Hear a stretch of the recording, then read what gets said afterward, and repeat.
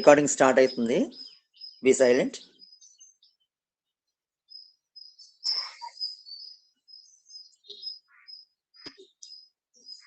So in the last class లో మనం puri twist వరకు చెప్పుకున్నామండి. ఈ ట్విస్ట్ వలన ఉపయోగం ఏంటి, నష్టం ఏంటి అనేది కూడా మీకు ఆల్రెడీ వివరించడం జరిగింది. ఒక టర్బైన్ మీదుగా గాలి ప్రవహిస్తున్నప్పుడు, విండ్ వెళుతున్నప్పుడు ఆ టర్బైన్ తాలూకా రోటర్ భాగం, సెంటర్ భాగంలోని గాలి చీల్చుకొని సుళ్ళకి తిరుగుతుంది అనమాట. ఆ ట్విస్టింగ్ అని తక్కువ వస్తే యాక్చువల్గా టర్బైన్ పనిచేయడం మానేస్తుందండి. సో ట్విస్టింగే డ్రైవింగ్ ఫోర్స్ అనమాట. డ్రైవింగ్ ఫోర్స్ ఆ యొక్క టర్బైన్ తిప్పడానికి కావాల్సినటువంటి శక్తిని కూడా అదే ఇస్తుంది. సో ట్విస్ట్ ఏర్పడే విధంగా బ్లేడ్ని తయారు చేస్తారు, టర్బైన్ బ్లేడ్స్ ని తయారు చేస్తారు ఫ్యాన్. అవి ఏంటి, వాటి రెక్కల షేప్లు ఎలాగుంటాయి అవన్నీ మీకు నెక్స్ట్ కమింగ్ క్లాసెస్ లో చెప్తానండి. సో టుడే ఇంతవరకు మనం టర్బైన్ తాలూకా ఈ బ్లేడ్స్, వాటి తాలూకా షేప్స్ గురించి మనం మాట్లాడుకున్నాం. ఇప్పుడు ఇప్పుడు తెలుసుకోవాల్సింది ఏంటి అంటే, ఒక విండ్ టర్బైన్ తిరగాలి అంటే ఈ టర్బైన్ కి సంబంధించినటువంటి కాంపోనెంట్స్, పరికరాల్లో భాగాలు, వాటి తాలూకు నిర్మాణాలే కాదు, బయట నుంచి దాని మీద ఉండేటటువంటి ఎఫెక్ట్, ప్రభావం గురించి కూడా మనం నేర్చుకోవాలన్నమాట. సో ఇప్పుడు మనం ఎక్స్ట్రా కన్స్ట్రక్షన్ కండిషన్స్, నిర్మాణేతర ఎక్స్ట్రా ప్రొడక్షన్ కండిషన్స్ అని కానీ, ఎక్స్ట్రా కన్స్ట్రక్షన్ కండిషన్స్ అని కానీ, ఎక్స్ట్రా డిజైన్ కండిషన్స్ అని కానీ చెప్పుకోవచ్చు. అండ్ పవర్ కంట్రోల్, సామర్థ్య నియంత్రణ, ఈ రెండింటి గురించి మనం ఇప్పుడు ఎక్స్ప్లెయిన్ చేసుకుందాం. ఈ యొక్క రెక్కల మీద మనకి బోర్డు చూపిస్తాను, కొంచెం చూడండి.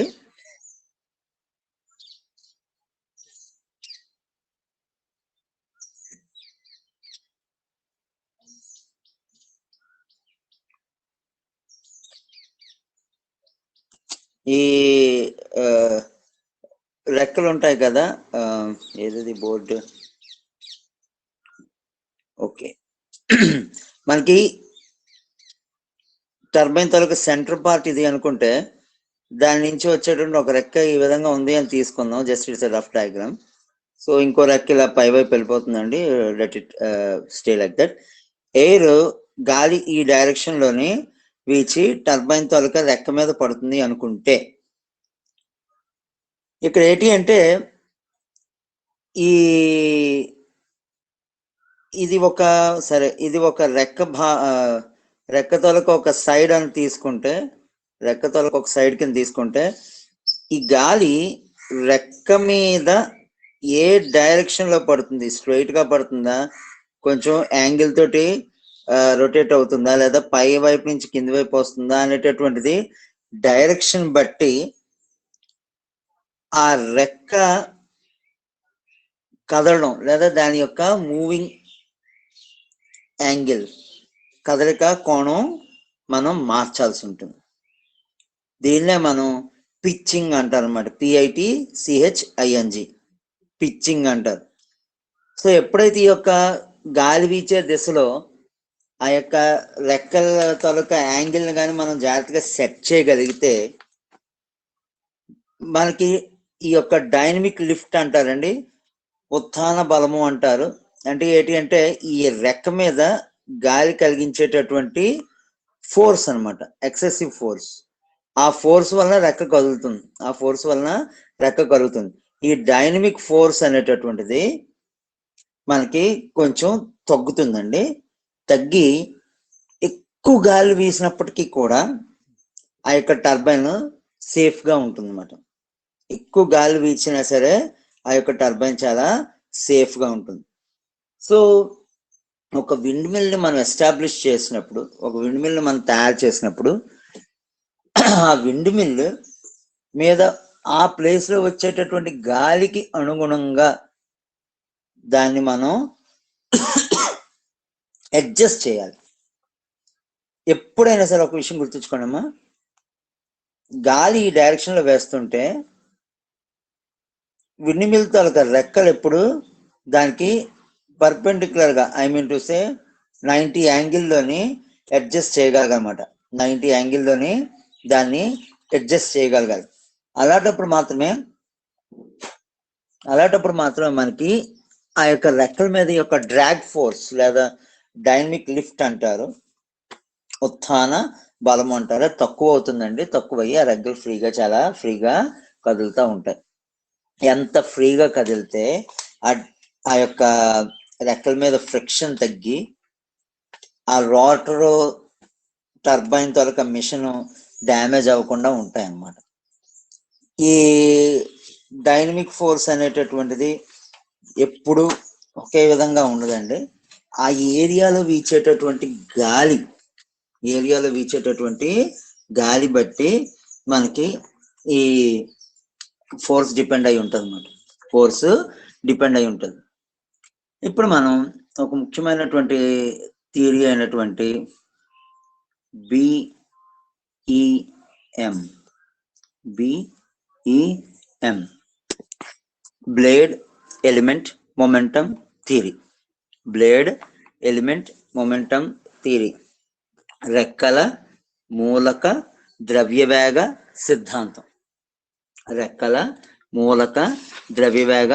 సిద్ధాంతం అనేటటువంటి థియరీని మనం బ్రీఫ్ గా డిస్కస్ చేసుకుందామండి. ఈ బ్లేడ్ ఎలిమెంట్ థియరీ, ఈ రెక్కల మూలక సిద్ధాంతం, ద్రవ్యవేగ సిద్ధాంతం ఏం చెప్తుంది అంటే, ఒక రెక్క తాలూకా కన్స్ట్రక్షన్, ఒక రెక్క అంటే టర్బైన్ రెక్క తాలూకా కన్స్ట్రక్షన్ మరియు డిజైన్.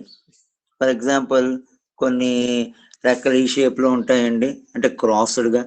కొన్ని రెక్కలు ఏమొచ్చి మనకి కరెక్ట్ గా ఒక స్ట్రెయిట్ సెంటర్ భాగం స్ట్రెయిట్ గా ఉండి ఈ అంచు భాగం అలా జాగ్రత్త తగ్గి కొద్దిగా ఈ పై అంచు కన్నా కింద అంచు కొంచెం చిన్నదిగా ఉంటుంది.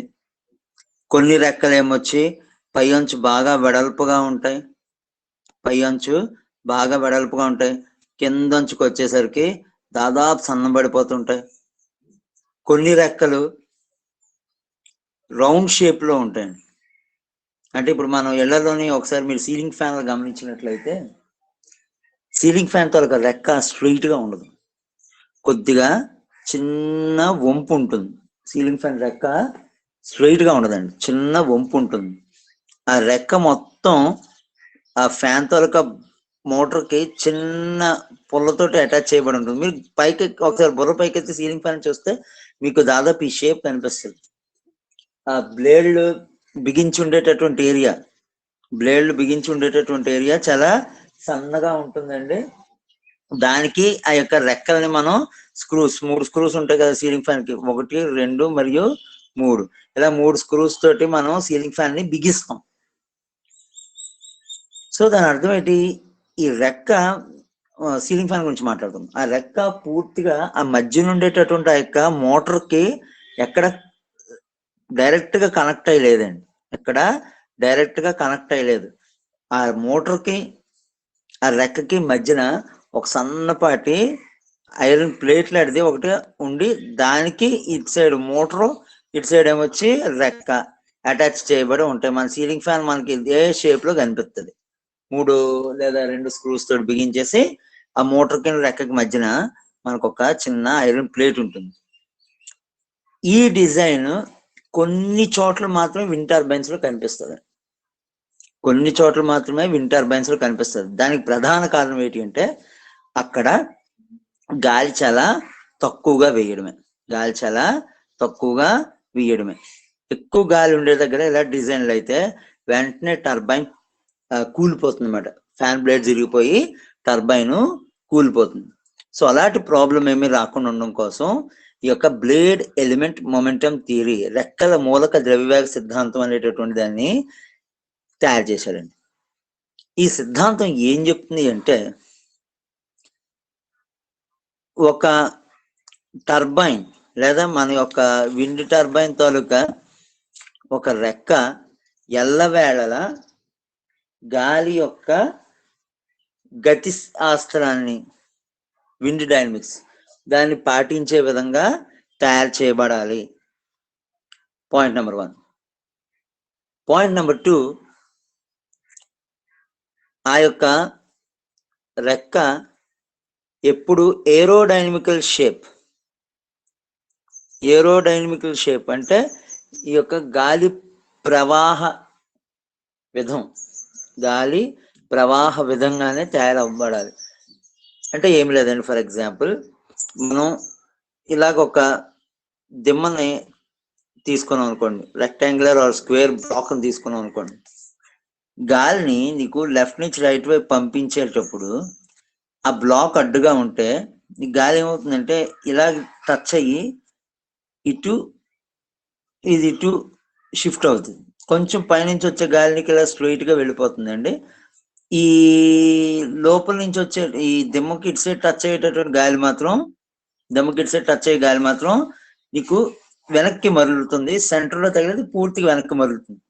సో దీనివల్ల ఏంటి అంటే ఆ యొక్క ఈ బ్లాక్ ఉంది కదా, ఈ బ్లాక్ ని అది అంత ఎక్కువగా ఎఫెక్ట్ కలిగించలేదు అనమాట. అంటే దాని అర్థం దాన్ని కలపడం కొంచెం కష్టం. లేదు, ఈ బ్లాక్ కి యువతల వైపు ఎవరైనా ఉంటే వాళ్ళ వైపు ఎటు నుంచి వస్తున్నటువంటి గాలి, అంటే లెఫ్ట్ నుంచి రైట్ సైడ్ వస్తున్నటువంటి గాలి వాళ్ళని చేరడంలో చాలా తక్కువ. ఈ ఏరోడైనమికల్ స్ట్రక్చర్ ఏం చెప్తుంది అంటే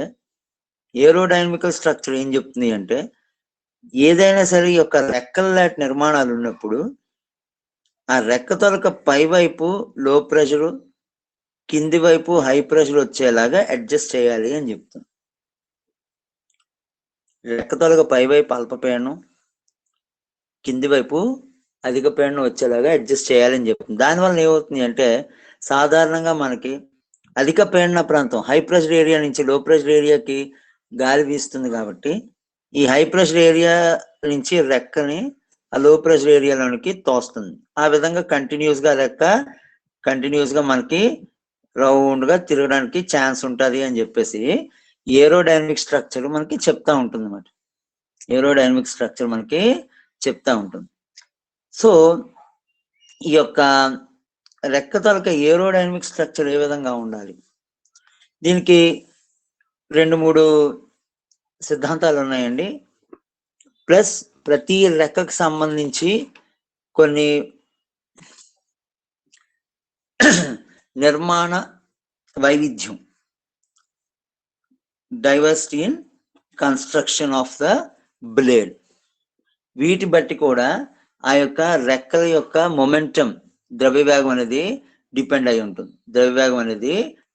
ఉంటుంది. సో అది ఎలా, ఫర్ ఎగ్జాంపుల్ ఇప్పుడే చెప్పాను మీకు,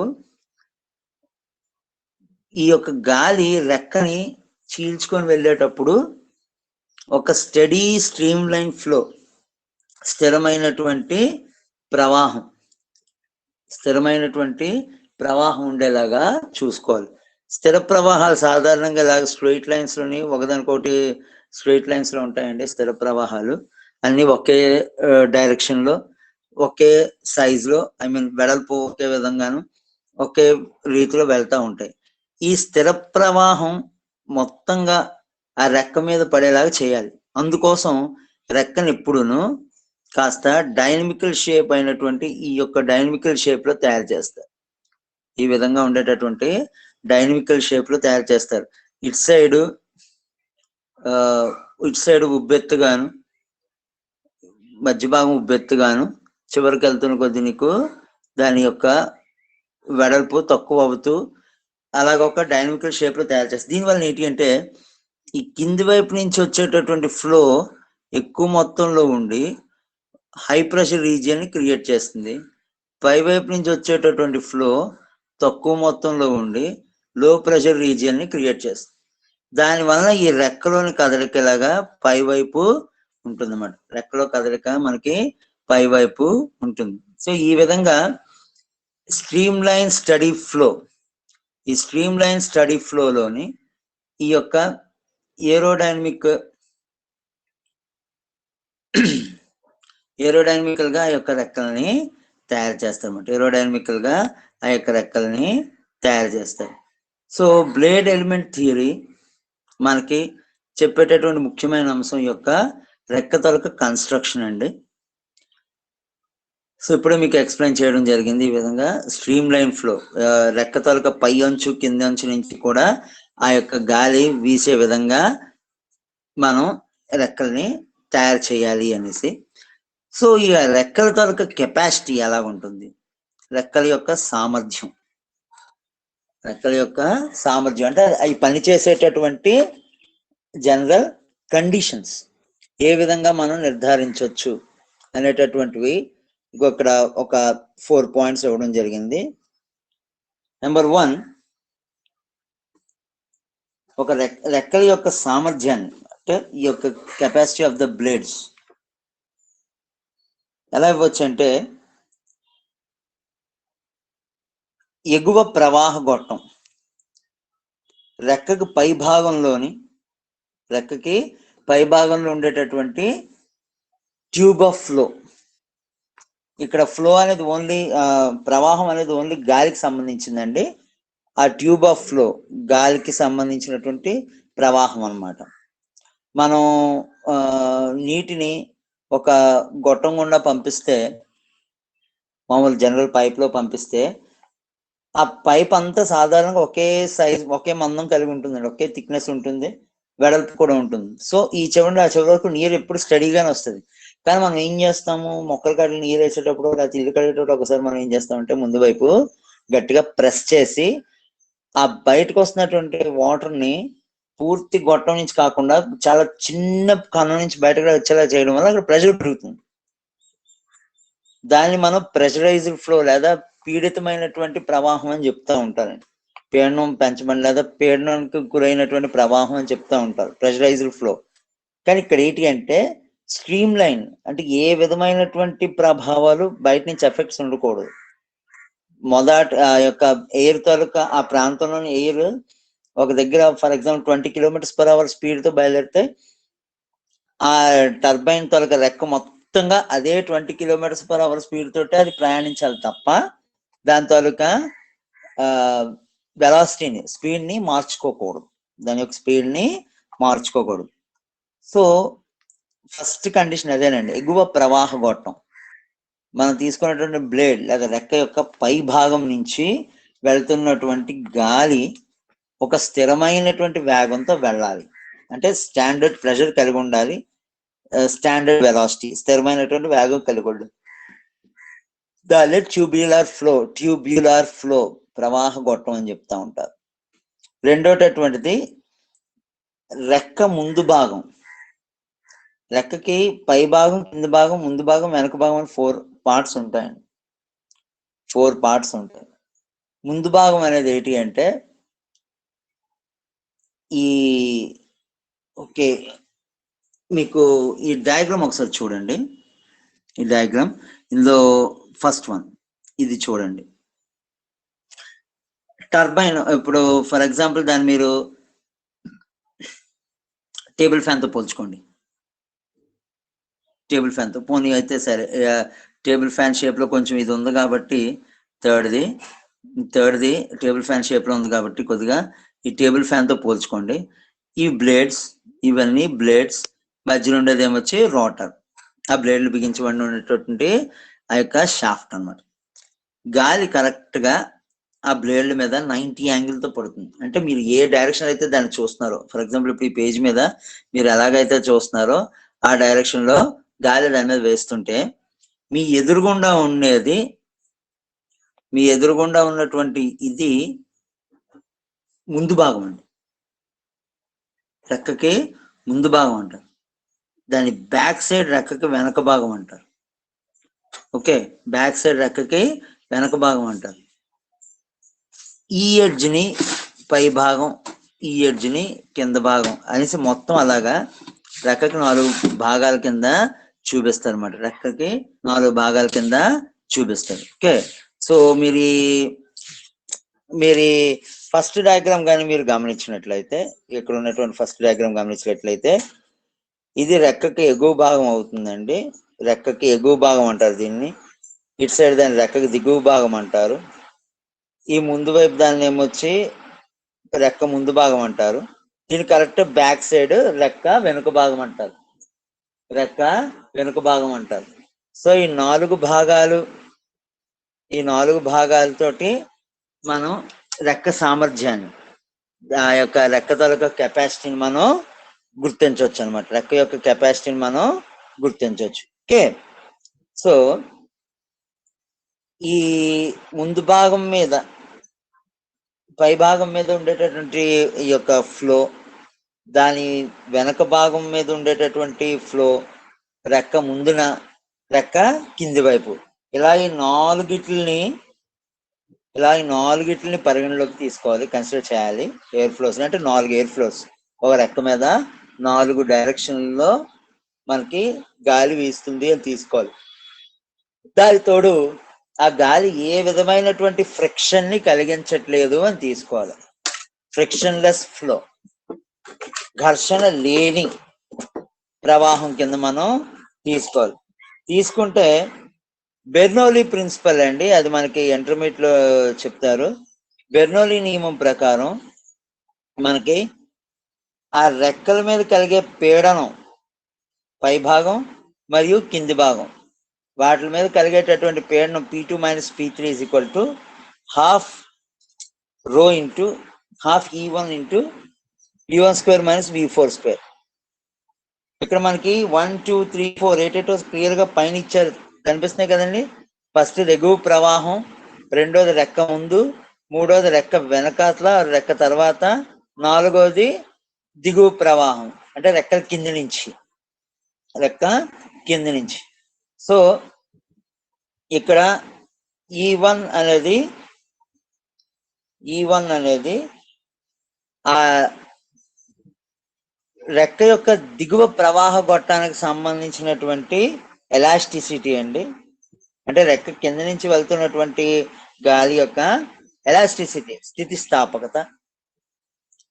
V1 రెక్క పై భాగం నుంచి వెళ్తున్న ఎయిర్ తాలూకా స్పీడ్, V2 రెక్క ముందుండే ఎయిర్ స్పీడ్, V3 రెక్క వెనకాతలు ఉండే ఎయిర్ స్పీడ్, V4 రెక్క కింద ఉండేటటువంటి ఎయిర్ స్పీడ్ అనుకుంటే, ఈ యొక్క రెక్క ముందు వైపు రెక్క వెనక వైపు కలిగేటటువంటి ప్రెషర్స్, పీడనాలు, రెక్క ముందు వైపు అయితే P3, రెక్క వెనక వైపు అయితే రెక్క ముందు వైపు అయితే P2, రెక్క వెనకాతల వైపు అయితే P3 అనుకుంటే, ఈ ప్రెషర్ వేరియేషన్ అనేటటువంటిది దాని యొక్క వేగంలో వచ్చేటటువంటి మార్పుకి అనుగుణంగా ఉంటుందని చెప్పేసి బెర్నౌలీ సిద్ధాంతం చెప్తుంది, బెర్నౌలీ థియరీ చెప్తుంది. ఆ బెర్నౌలీ థియరీ ప్రకారం ఆ యొక్క ఈక్వేషన్ 1 చూడండి, P2 - P3 is equal to half E into V1 square minus V4 square. V1 రెక్క పై భాగంలో ఉండే ఎయిర్ తాలూకా స్పీడ్, V4 రెక్క కింది భాగంలో ఉండే ఎయిర్ తాలూకా స్పీడ్. అంటే రెక్క పైన రెక్క కింద ఆ యొక్క గాలి తాలూకా ప్రవాహం ఆ రెక్క మీద పనిచేసే ప్రెషర్ ని డిసైడ్ చేస్తాయండి. రెక్క మీద పనిచేసే ప్రెషర్ ని డిసైడ్ చేస్తాయి. రెక్క ముందు ప్రెషర్ ఎంత ఉంటుంది, రెక్క వెనక ప్రెషర్ ఎంత ఉంటుంది, దాన్ని బట్టి ఆ యొక్క రెక్క కదులుతుంది అనమాట. ఓకే, సో ఈ విధంగా మనం బెర్నౌలీ థియరీ ఉపయోగించుకొని ఆ రెక్క తాలూకా డైనమిక్ లిఫ్ట్, ఉత్తాన సామర్థ్యాన్ని మనం కనుక్కోవచ్చు. ఓకే,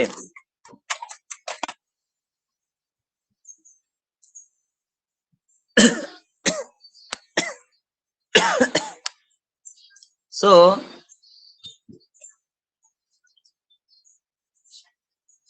ఈ యొక్క రెక్కల మీద పనిచేసేటటువంటి అక్ష ప్రేరక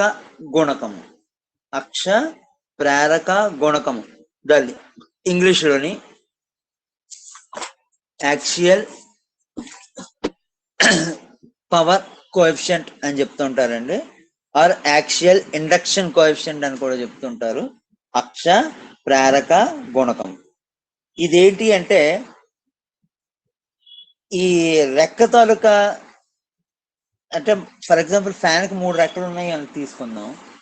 మామూలు ఒకసారి మీరు మీ సీలింగ్ ఫ్యాన్ గ్యాస్ కానీ లేదా table fan ceiling fan gas చూస్తే, సీలింగ్ ఫ్యాన్ గ్యాస్ చూసాం అనుకుందాం, కింద నుంచి స్ట్రైట్ గా యొక్క సీలింగ్ ఫ్యాన్ చూసినప్పుడు మన కన్ను నుంచి సీలింగ్ ఫ్యాన్ తాలూకా మధ్యలో ఉండేటువంటి ఆ యొక్క మోటార్కి ఒక స్ట్రైట్ లైన్ గీస్తే దాన్నే మనం ఫ్యాన్ యొక్క అక్షము అంటారు, యాక్సిస్ అంటాం. ఫ్యాన్ యొక్క యాక్సిస్ అంటారు.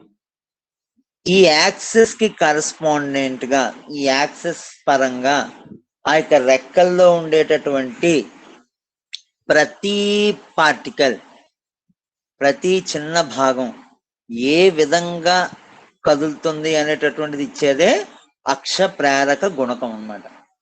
అక్ష యాక్సియల్ ఇండక్షన్ కోఎఫిషియంట్, అక్ష ప్రేరక గుణకం.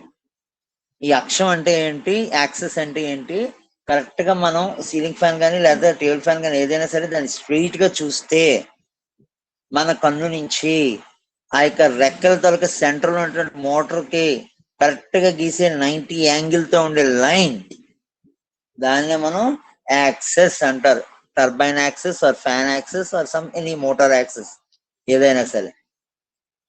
మన ఈ టేబుల్ ఫ్యాన్స్ ఉన్నాయనుకోండి, టేబుల్ ఫ్యాన్స్ రెక్కలకి కనెక్ట్ చేయడానికి ఒక చిన్న రాడ్ ఉంటుంది కదా టేబుల్ ఫ్యాన్ మోటార్ కి, ఆ రాడ్ కి అది రెక్కలకి కనెక్ట్ చేస్తాం. ఆ రాడ్ ఏ డైరెక్షన్ లో అయితే ఉందో దీని యొక్క అక్షం లేదా యాక్సిస్ అనేది కరెక్ట్ గా రాడ్ వెంబడి ఉంటుంది అన్నమాట. అదే సీలింగ్ ఫ్యాన్ కి ఈ ఫ్యాన్ ని మనం పైన సీలింగ్ కి తగిలించి ఉంచే రాడ్ ఉంటుంది కదా, ఆ రాడ్ స్ట్రైట్ గా కిందకి ఊహించుకుంటే అదే దాని యొక్క యాక్సిస్ అవుద్ది, అక్షం అవుద్ది. సో ఈ యొక్క అక్ష ప్రేరక గుణకాన్ని ఏ విధంగా నిర్ధారించవచ్చు అనేటటువంటిది ఈ యొక్క ఫార్ములాలో ఇవ్వచ్చండి. అక్ష ప్రేరక గుణకం దాని వాల్యూ ఏ అనుకుంటే v1 minus v2 by v1, v1 minus v2 by v1. ఈ v1 అంటే ఏంటి, v1 అంటే ఏంటి, పై వైపు ఆ యొక్క రెక్క తాలూకా పై భాగంలో ఉండేటటువంటి గాలి యొక్క వేగం. v2 అంటే రెక్క ముందు వైపు ఉండేటటువంటి గాలి వేగం. సో రెక్క ముందు వైపు గాలి ఎప్పుడు అడ్డగించబడుతుంది కాబట్టి దాని వేగం తక్కువగానే ఉంటుందండి. రెక్క పైనుంచి అయితే ఆ గాలి స్ట్రైట్ గా వెళ్ళిపోద్ది కాబట్టి అది అడ్డగించబడకుండా స్ట్రైట్ గా వెళ్ళిపోద్ది కాబట్టి దాని వేగం ఎక్కువగానే ఉంటుంది. కాబట్టి ఈ యొక్క అక్ష ప్రేరక గుణకానికి మనం ఎప్పుడు పాజిటివ్ వాల్యూ వస్తుంది, v1 minus v2 by v1. ఇది ఎప్పుడు 1 కన్నా తక్కువే ఉంటుంది, ఇది ఎప్పుడు 1 కన్నా తక్కువే ఉంటుంది అన్నమాట. దీని నుంచే మనం v4 కూడా కట్టొచ్చు, రెక్క వెనక వైపు ఉండే గాలి వేగం. ఫార్ములాలు ఇచ్చారు చూడండి, v1 ఇంటూ 1 మైనస్ 2a. రెక్క ముందు వైపు గాలికి ఉండే వేగం v2 equals to v1 into 1 minus a. So ఈ విధంగా మనం దీర్ఘ అక్ష ప్రేరక గుణకాన్ని మనం కనుక్కోవచ్చు అనమాట. సో ఎంతవరకు బాగానే ఉందండి. కానీ ఇక్కడ ఒక విండ్మిల్స్ లోని వాటి నిర్మాణం, వాటి కన్స్ట్రక్ట్ చేసేటప్పుడు ఎదుర్కొనేటటువంటి అతిపెద్ద సవాల్ ఏంటి అంటే, ఫర్ ఎగ్జాంపుల్ ఇది రఫ్ స్కెచ్ గీస్తున్నానండి, సారీ, ఒక రౌండ్ రోటర్ ఉంటే దానికి ఆ బ్లేడ్స్ ఎలాగ 3 వైపులా 3 ఎలాగ ఉంటాయి కదా. సో ఇది మనం విండ్ మిల్ అని తీసుకుంటే అఫ్ కోర్స్ కొంచెం వేయంతో గీయాల్సి వస్తుంది కాబట్టి కొద్దిగా ఇబ్బందిగా ఉంటుంది. Please cooperate. ఓకే. సో ఇలాగా రౌండ్ రోటర్ మధ్యలో ఉంటుంది, ఆ చుట్టూతా మనకి 3 బ్లేడ్స్ ఉంటాయి అని తీసుకుంటే ఈ బ్లేడ్లు రౌండ్ గా తిరుగుతుంటాయి కదండి. అవి తిరుగుతున్నటువంటి మొత్తం సర్కిల్ దాన్నే మనం కంకణము లేదా రింగ్ అంటారు. కంకణము లేదా రింగ్ అంటారు. ఈ రింగ్ మొత్తం ఒక గొట్టంలాగా ఊహిస్తే, చెప్తుంది చాలా జాగ్రత్త వినండి, ఇదే మెయిన్ టాపిక్. ఒక విండ్ మిల్ తాలూకా పనితీరు అంతా దీని మీద డిపెండ్ అయి ఉంటుంది. ఈ యొక్క విండ్ మిల్ చుట్టూ ఆ యొక్క అంచులన్నిటినీ కలిపితే ఒక రౌండ్ సర్కిల్ గీస్తే మనకు వచ్చేదే ఈ యొక్క కంకణం. దాన్ని మనం ఇంగ్లీష్ లో రింగ్ అంటారు, లేదా ANNULUS యాన్యులస్ అని అంటుంటారు. ANNULUS యాన్యులస్ అని కూడా అంటుంటారు, లేదా రింగ్ అంటుంటాం. ఓకే, ఆడపిల్లలు గాజులు వేసుకుంటారు కదండి, పోనీ గాజు అనుకోండి.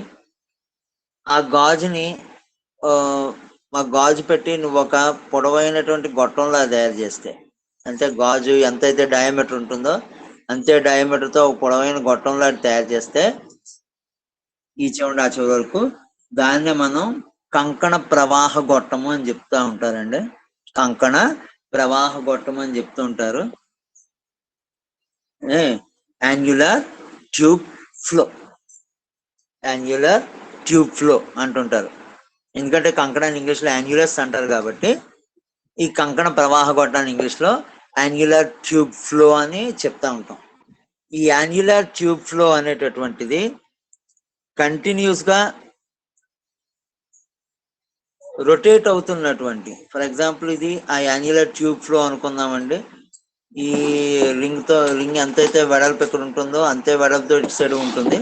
యాక్చువల్ గా ఇక్కడ ఈ రింగ్ దేని వలన ఏర్పడుతుంది? ఈ రింగ్ మనకి దేని వలన ఏర్పడుతుంది? ఇక్కడ ఉండేటటువంటి ఆ యొక్క విండ్ మిల్ వలన ఏర్పడుతుంది. ఇక్కడ ఉండే విండ్ మిల్ వలన ఆ యొక్క రింగ్ ఏర్పడుతుంది అని మనం తీసుకోవాలి. ఓకే, ఈ విండ్ మిల్ తాలూకా రెక్కలు మనకి ఎంతైతే డయామీటర్ తోటి ఒక సర్కిల్ తయారు చేస్తుందో దాన్ని మనం యాన్యులస్ లేదా రింగ్ అంటాం, కంకణం అంటాం. అంతే సైజ్ తోటి ఒక ట్యూబ్ ని తయారు చేస్తే దాన్ని యాన్యులర్ ట్యూబ్ ఫ్లో లేదా కంకణ ప్రవాహ గొట్టం అని చెప్తా ఉంటారు. ఇది గట్టిగా ఉండేటటువంటి ఇనప గొట్టాలు, ప్లాస్టిక్ గొట్టాలు కాదండి, ఓన్లీ గాలి, అదంతా గాలి. సో ఈ యాన్యులర్ ట్యూబ్ ఫ్లో, ఈ గాలి అంతాను నీకు ఈ యొక్క విండ్ మిల్ ఏ డైరెక్షన్ లో అయితే తిరుగుతుందో అదే డైరెక్షన్ లో ఈ యొక్క గాలి మొత్తం, ఈ ట్యూబ్ మొత్తం తిరుగుతూ ఉంటది. అదే డైరెక్షన్ లో ఈ ట్యూబ్ మొత్తం తిరుగుతూ ఉంటది. కాబట్టి ఈ తిరుగుతున్నటువంటి యొక్క ట్యూబ్ కి మనకి యాంగులర్ మొమెంటం, కోణీయ ద్రవ్యవేగం ఉంటుందండి. అది ఎప్పుడు నిత్యత్వంగా, కన్జర్వేటివ్ గా ఉంటుంది. ఎందుకంటే ఒక ఇచ్చిన నిర్ణీతమైనటువంటి టైంలో ఆ యొక్క విండ్ మిల్ ఒక ఫిక్స్డ్ స్పీడ్ తో రొటేట్ అవుతూ ఉంటుంది కాబట్టి ఆ ఫిక్స్డ్ స్పీడ్ కి తగ్గ రొటేషన్స్ బట్టి మనకి యాంగులర్ మొమెంటం తీసుకున్నట్లయితే ఒక ఫిక్స్డ్ టైం ఇంటర్వెల్లో, కాల వ్యవధిలో ఫిక్స్డ్ డిస్టెన్స్ కలుగుతుంది అని తీసుకుంటే దాన్ని బట్టి మనం ఫిక్స్డ్ మొమెంటం ఉంది అని చెప్పేసి మనం పరిగణిస్తాం. దాని తాలూకా విలువ I = mr² అనేటటువంటి ఫార్ములాతో కట్టొచ్చు. I = mr² అంటే ఫార్ములాతో కట్టొచ్చు. మరియు L = I ω అనేటటువంటి ఫార్ములా తోటి ఆ యొక్క యాంగులర్ మొమెంటం ని పూర్తి స్థాయిలో మనం కనుక్కోవచ్చు. L = I ω అనే ఫార్ములాతో మనం యాంగులర్ మొమెంటం ని కనుక్కోవచ్చు అనమాట. ఇది ఆ రెక్కలో కొద్ది భాగానికి మాత్రమే ఫస్ట్ కనుక్కొని దాన్ని మొత్తం ఇంటిగ్రేట్ చేస్తే ఆ రెక్క యొక్క తిరుగుతున్నటువంటి రెక్క మీద పనిచేసేటటువంటి టోటల్ యాంగులర్ మొమెంటం ఫలిత కోణీయ ద్రవ్యవేగం ఇస్తుందండి. ఇది ఎల్లవేళ స్థిరంగా ఉంటుందని చెప్పేసి కనుక్కోవడం జరిగింది. దీని గురించి మనం పూర్తి స్థాయిలో నెక్స్ట్ క్లాస్ లో మనం చెప్పుకుందాం అండి. Blade element theory blade element theory ఎప్పుడు ఒక విషయం మాత్రం స్పష్టం చేస్తుంది. ఏంటి అంటే మనం తయారు చేసేటటువంటి రెక్కలు ఒకే విధమైనటువంటి నిర్మాణం కన్స్ట్రక్షన్ కలిగి ఉన్నప్పటికీ ప్రతి రెక్క ఇండివిజువల్ గా డైనమిక్ లిఫ్ట్ ను ఉత్పత్తి చేస్తుంది అని చెప్పేసి బ్లేడ్ ఎలిమెంట్ థియరీ ఒక స్పష్టమైనటువంటి సిద్ధాంతాన్ని ప్రతిపాదిస్తుంది అనమాట. ఒక స్పష్టమైన సిద్ధాంతాన్ని ప్రతిపాదిస్తుంది. Main postulate of this blade element theory is that irrespective of the blades which are constructed alike, each blade has its own dynamic lift. Each blade has its own dynamic lift. బ్లేడ్లన్నీ ఒకేలా తయారు చేయబడినప్పటికీ కూడా ప్రతి blade ఒక్కొక్క విధమైనటువంటి గతి ఉత్థాపన అంటారు, dynamic lift కలిగి ఉంటుంది. సో ఏ రెండు బ్లేడ్లు ఒకే విధంగా తిరగవు. ఇది main aim of this blade element theory. కాబట్టి మనం ఏదైనా సరే సెపరేట్ గా కట్టగానే ఇంటిగ్రేట్ చేస్తామండి. ఇంటిగ్రేట్ చేయడం వల్ల ఏంటంటే పదార్థం మొత్తంగా మనం ఒక వాల్యూని ఈజీగా ప్రతిపాదించవచ్చు. సో ఈ విధంగా మనం బ్లేడ్ ఎలిమెంట్ థియరీ తాలూకా ముఖ్యమైనటువంటి భాగాలని ఎక్స్ప్లెయిన్ చేసుకోగలమండి. నెక్స్ట్ క్లాస్లో tomorrow morning first hour, I think అంతే, ఫస్ట్ అవర్ ఈ యొక్క బ్లేడ్ ఎలిమెంట్ థియరీ తాలూకా ఎక్స్ప్లెనేషన్ మీకు పూర్తి స్థాయిలో వివరిస్తాం. మీరు నోట్స్ మీకు ఇచ్చామండి, దయచేసి వాటిని మీరు ప్రింట్అవుట్స్ తీసుకుంటే బాగుంటుంది డౌన్లోడ్ చేసుకొని, బికాస్ టెస్ట్ పేపర్ బుక్స్ దొరకడం చాలా కష్టం. Okay, thank you one and all. Anybody అర్థం కాకపోతే దయచేసి మీరు ఆర్డినరీగా మెసేజ్ పెట్టచ్చు. నేను ఈ వీడియోని లింకప్ చేస్తాను, మళ్ళీ వీడియో డౌన్లోడ్ అవగానే వీడియోని మీకు షేర్ చేస్తాను, నేను షేర్ చేసినట్టుగా. అది జాగ్రత్తగా ఒకసారి విని మీ దగ్గర ఉండేటటువంటి నోట్స్ ఒకసారి మీరు ఓపెన్ చేసి చూస్తే you can easily understand. Okay, thank you.